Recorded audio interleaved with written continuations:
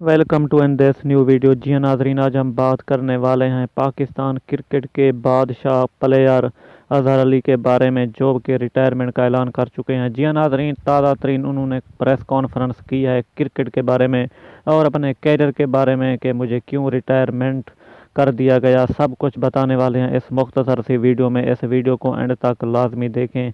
जी हाँ प्यारे व्यूवर, अगर आप इस चैनल पर नए हैं तो वीडियो को लाइक करें, चैनल को सब्सक्राइब कर दें और घंटी के निशान को दबाना ना भूलें।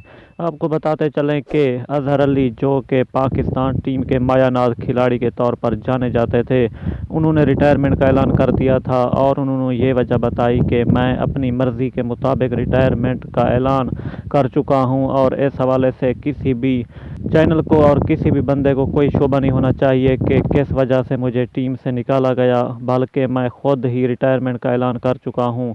ये थी अब के लिए ख़ास ब्रेकिंग न्यूज़।